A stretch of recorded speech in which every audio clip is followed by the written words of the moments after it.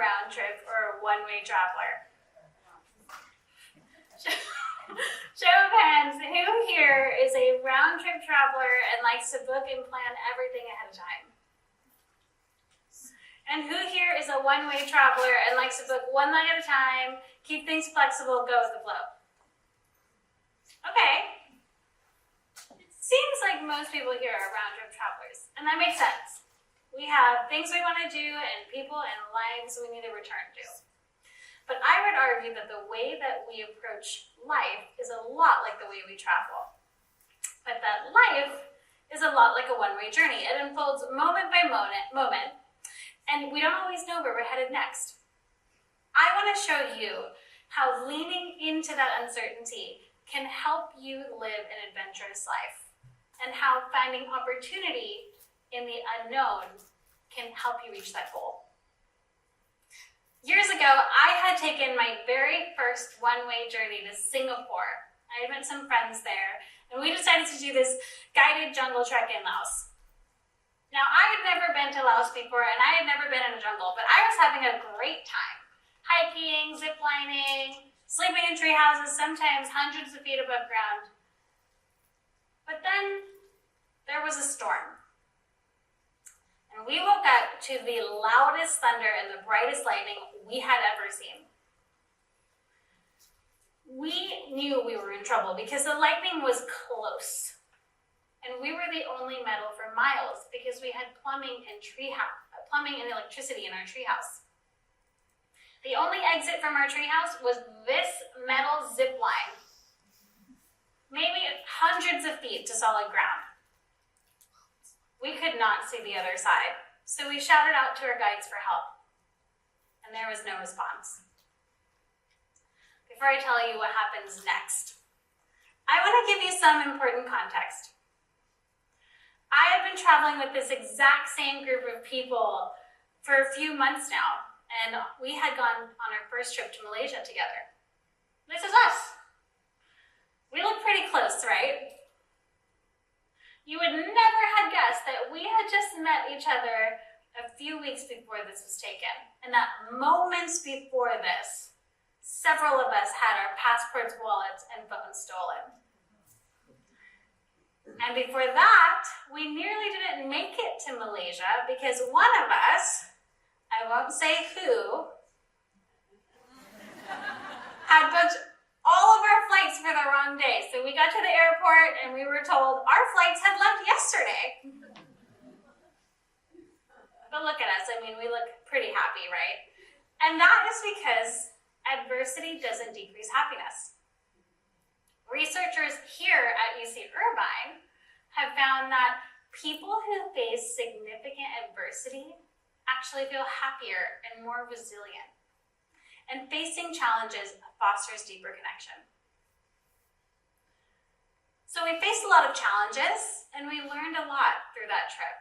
And we learned specifically 4 lessons that would help us in that moment in Laos and could help you live an adventurous life too.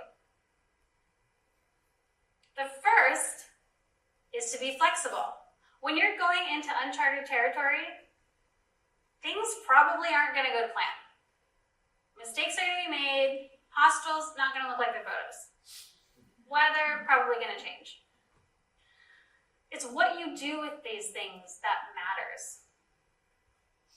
Research at Stanford and the University of Pennsylvania have found that how you perceive stress and how you frame the things that are outside of your control is what matters to your well-being, not always the events themselves.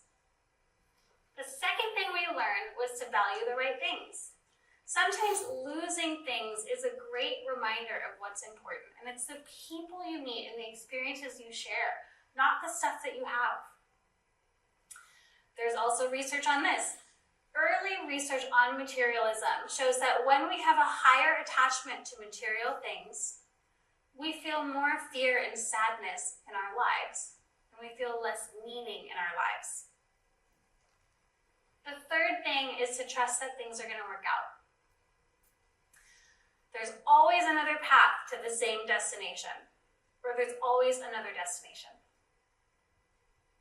The fourth one, I will get to in a moment.